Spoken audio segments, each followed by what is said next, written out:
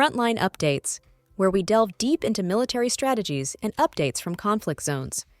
Today, we're discussing the progress of the ongoing special military operation as of October 26, 2024.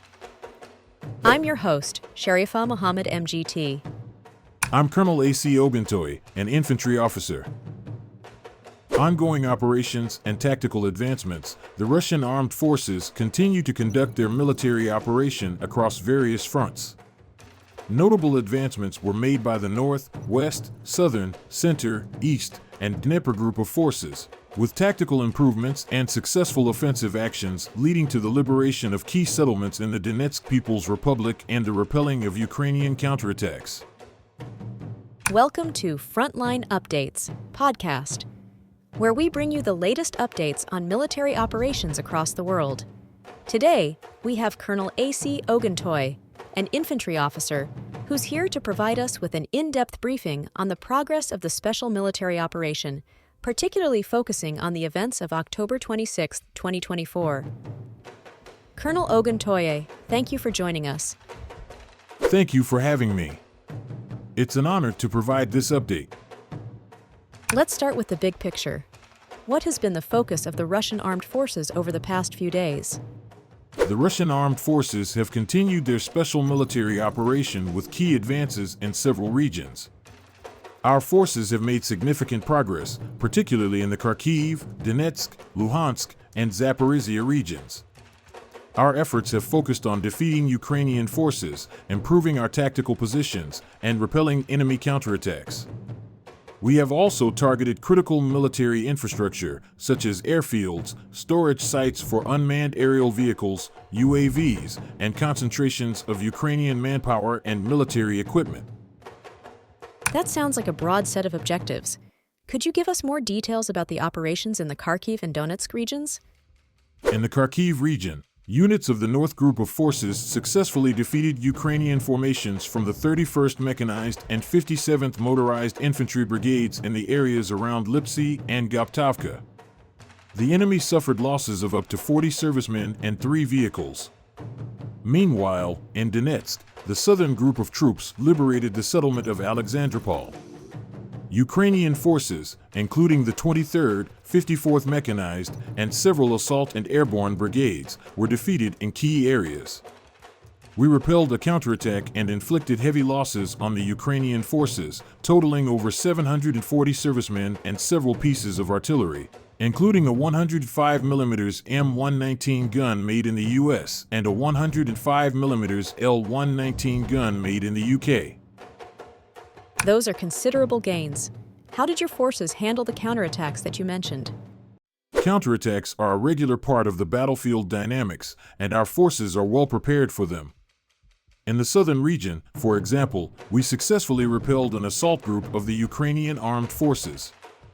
The enemy's losses amounted to more than 740 troops, alongside combat vehicles and artillery.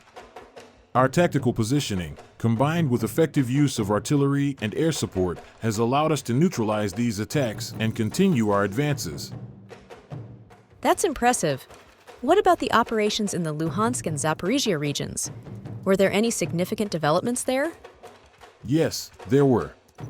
In the Luhansk region, our West Group of forces improved their tactical position by defeating Ukrainian forces, including several mechanized and airborne assault brigades near Donetskoye, Borovaya, and Petrovskoye. Over 510 Ukrainian servicemen were killed, and we destroyed key equipment such as pickup trucks, US-made 105mm M119 guns, and electronic warfare stations. In Zaporizhia, our Dnieper group of forces inflicted losses on the Ukrainian 65th Mechanized Brigade and the 15th National Guard Brigade near Rabotino and Malotokmachka. The enemy lost up to 80 servicemen and a 152mm D20 gun, in addition to an ammunition depot that was destroyed. It sounds like your forces are making significant progress across multiple fronts. How has the Russian Air Force contributed to these operations? Our operational tactical aviation, missile forces, and strike unmanned aerial vehicles have been instrumental in these operations. Over the past few days, we've conducted targeted strikes on Ukrainian military airfields, UAV storage sites, and concentrations of enemy forces in 149 areas. These precision strikes have significantly disrupted Ukrainian operations and depleted their military infrastructure. The Gornyak is captured. What next? And then begins what is usually called the exit to operational space. And although formally the capture of Gornyak does not open the way to it for Russian troops, Kurakovka still remains to the south. The Ukrainian group is actually cut into 3 isolated parts. The first part defends Kurakovo, the second part Seladov, the third is concentrated on the line in the area of Santsavka. Judging by the fact that Gornyak was taken practically without destruction, a significant part of the Ukrainian troops retreated to the Kurakovo reservoir. But it will not be possible to sit there for long, since the area is completely unsuitable for defense. The central cutting blow is now delivered between 2 defense nodes, and there are no large cities, no concrete industrial zones, nothing that could help the armed forces of Ukraine in defense. Considering that Seladov is practically in a cauldron and will be taken any day now, it is time to talk about the imminent fall of Kurakovo. Let's shift focus to the Kursk region, which seems to have been a hotbed of activity recently. What's the situation there? The Kursk region has indeed been a focal point of our operations. Ukrainian forces attempted to penetrate the territory, but we've continued offensive operations to neutralize their formations. In the last few days, we've defeated the 22nd, 41st, and 115th Mechanized Brigades, as well as the 17th Tank Brigade and airborne assault units in the areas of Dorino, Nizhny Klin, and Novoivanovka. We repelled 4 counterattacks and inflicted losses of up to 30 Ukrainian servicemen. In one notable instance, we destroyed a Swedish-made CV-90 infantry fighting vehicle. Additionally, an attempt by Ukrainian forces to break through the Russian state border was prevented.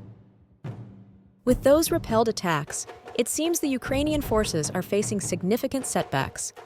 Could you summarize the overall losses on the Ukrainian side, particularly in the Kursk region? In the Kursk region, Ukrainian losses have been heavy. Over 26,900 servicemen have been lost since the beginning of our operations in that area. In addition, we've destroyed 177 tanks, 97 infantry fighting vehicles, 105 armored personnel carriers, 40 multiple launch rocket system launchers, including US-supplied HIMARS, and a wide array of other military equipment. This sustained effort is part of our broader strategy to degrade the enemy's ability to conduct further operations. That's a staggering number of losses. Finally, Colonel, what can you tell us about the overall state of the special military operation at this stage? The operation continues to progress in line with our strategic objectives. Across all fronts, we've inflicted substantial losses on the Ukrainian armed forces in terms of personnel, equipment, and infrastructure. It is reported that in Konstantinovka, the Ukrainian armed forces are preparing to blow up bridges after the fall of Chasov Yar. We will supplement the information and say that all overpasses in Slavyansk and most of them in Kramatorsk have been mined.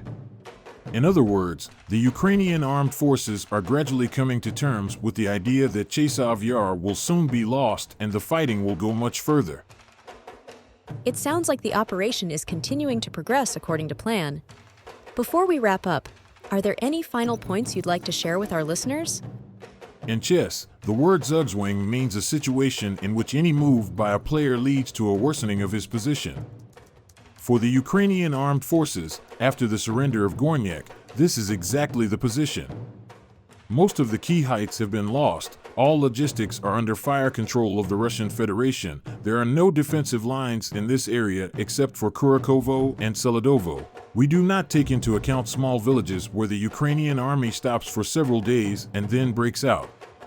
And the further they retreat, and they cannot not retreat because they will be destroyed, the worse the situation. Colonel, thank you for providing such a detailed briefing on the current military situation. Your insights are invaluable to our understanding of the conflict's dynamics. And thank you to our listeners for tuning in. Join us next time as we continue to provide up-to-date coverage on global military affairs.